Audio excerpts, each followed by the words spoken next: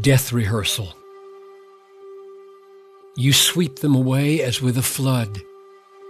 They are like a dream, like grass that is renewed in the morning. In the morning it flourishes and is renewed. In the evening it fades and withers. So teach us to number our days that we may get a heart of wisdom. Psalm 90, 5 and 6 and 12.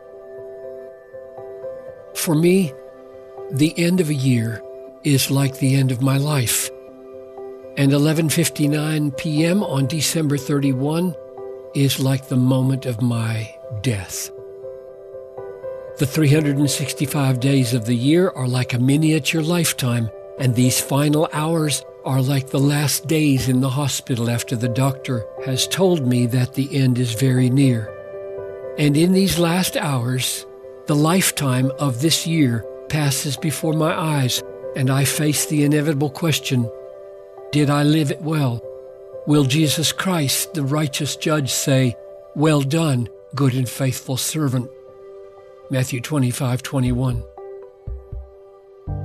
I feel very fortunate that this is the way my year ends, and I pray that the year's end might have the same significance for you.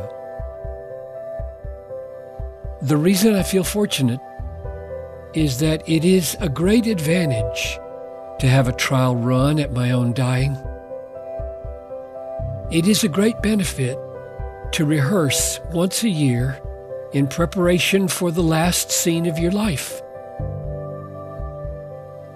It is a great benefit because the morning of January 1 will find most of us still alive, on the brink of a whole new lifetime, able to start fresh all over again. The great thing about rehearsals is that they show you where your weaknesses are, where your preparation was faulty, and they leave you time to change before the real play in front of a real audience. I suppose for some of you, the thought of dying is so morbid, so gloomy, so fraught with grief and pain that you do your best to keep it out of your minds, especially during holidays. I think that is unwise and that you do yourself a great disservice.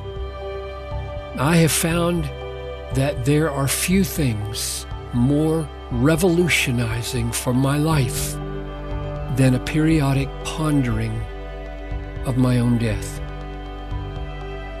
How do you get a heart of wisdom so as to know how best to live?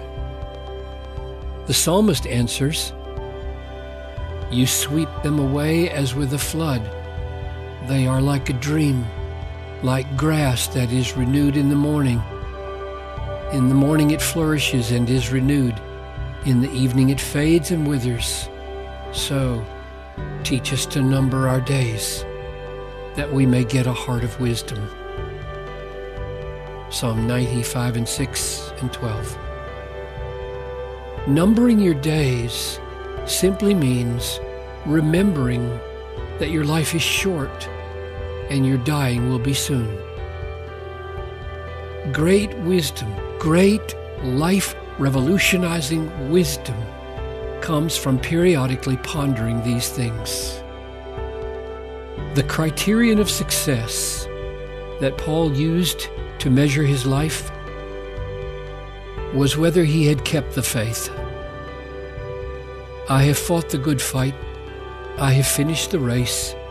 I have kept the faith. Henceforth, there is laid up for me the crown of righteousness, which the Lord, the righteous judge, will award to me on that day, and not only to me, but also to all who have loved his appearing. 2 Timothy 4, 7 and 8. Let this be our test at year's end. And if we discover that we did not keep the faith this past year, then we can be glad, as I am, that this year-end death is probably only a rehearsal. and a whole life of potential faith-keeping lies before us in the next year.